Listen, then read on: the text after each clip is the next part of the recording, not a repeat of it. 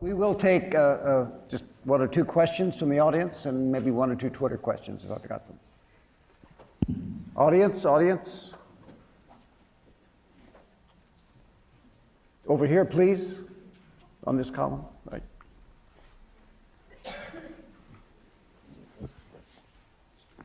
So your data showed that there wasn't a decline in the vaccination rates to the two different vaccines with time, and you attributed that to a lack of an effect of Wakefield's publication. I'm sorry, I'm having trouble hearing you.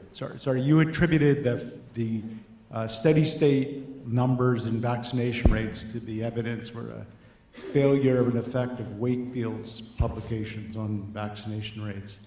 And it seems to me that it's difficult to know whether there was an effect, but an equal pushback from government, medical community, state and local governments to prevent the decline that would have otherwise occurred.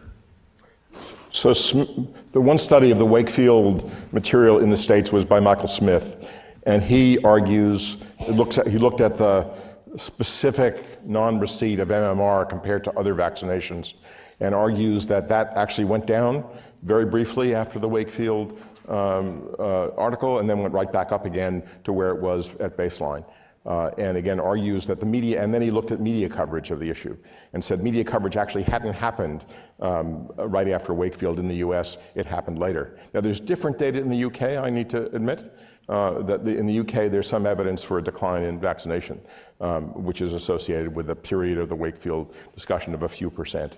There's some evidence from California, for example, of a decline just in the period before the Disneyland vaccination issues, but it was a fairly small, it was like 93 to 92% coverage of MMR, and it went right back up again after that. But the notion that vaccine and autism was the driver of that prior decline, there's no evidence for that at all. It's probably because of the allowance of personal exemptions in California that's later disappeared. So understand, I'm unbiased with regard to is this an important cause? And I just look for evidence about whether it was an important cause, because as a communicator, what I'm interested in is what should I go after? Should I go after this or should I go after something else? And I just was surprised by the lack, given the public attention given to the vaccine and autism linkage, the fact that I could find so little evidence that that was in fact an important cause of vaccination decline led me to say we should be going someplace else. Anyone else? Over here, please. So Mark O'Connell from University of Pennsylvania, too. I'm not sure the data that you're showing is going to be granular enough to detect the effects of this disinformation campaign from Wakefield. Because you look at specific enclaves that have been affected by him, including the Somali community in Minnesota, and the actual data from JAMA and a review of these outbreaks shows that in the majority of the cases, the outbreaks occurred in vaccine refusers. So you may not see an overall decrease in the numbers, but if you have communities in which a majority of people are now not vaccinating, well, it doesn't change the overall numbers. This represents a place where vaccine refusal can have a foothold and cause these outbreaks. Right, so I'm not in any way arguing the vaccination problem is solved. I thought that was what I was trying to argue at the end. What I think is a problem is the focus on vaccine and autism beliefs as a major cause of that decline. So surely you want to understand why it is that Somali subpopulations are under-vaccinated. The notion that they're under-vaccinated because they believe that of the autism vaccination MMR link is one hypothesis. My guess is you won't find a lot of evidence for it, given the... But we do have a direct link between these outbreaks and vaccine refusal. And now that we've seen, that the exemption being eliminated in California, we've seen the problem go away.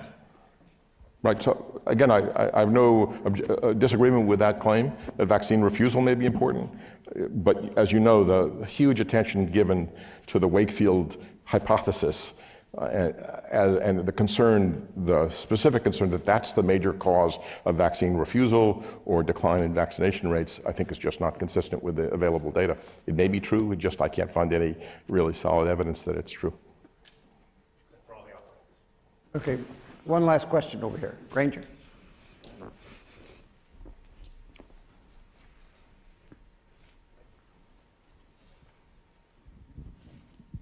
Granger Morgan from Carnegie Mellon. Under some circumstances, people can be quite altruistic. How much evidence is there that concern about promoting herd immunity actually has any effect on people's decisions in this space? I don't know, I can't make a general statement about the evidence. I've seen some experimental studies which certainly are consistent with that argument. That is where people tried various justifications for vaccination and then measured intention to be vaccinated, including the idea of benefiting others, benefiting more immediate loved ones, benefiting yourself. And in those experiments I'm thinking about, the benefiting others was an important and actually advantageous strategy. Whether it's a more general claim, I just don't know the data well enough to say. About to say something? Thank you. Well, thank you very much. I would just say one quick word about this most recent exchange. This is a topic for research. To what extent does misinformation, what's a counterfactual that would have gone up if it hadn't been, and so forth and so on. So that's good. But it's nice because it's a hypothesis, it's not a finding, it's not certain, but we should be at least cautious. Because part of what happens, I followed this, and I'm no expert on this, but there was the misinformation, then there was a lot of noise. And the noise is kind of separate from the particular misinformation itself. And maybe the noise wasn't persuasive. It's hard to say.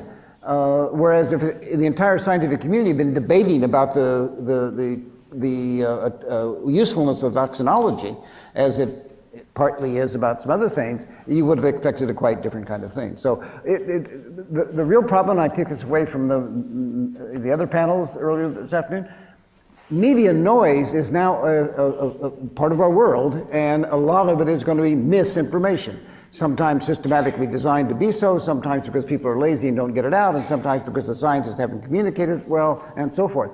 So there's a big research agenda. Yes.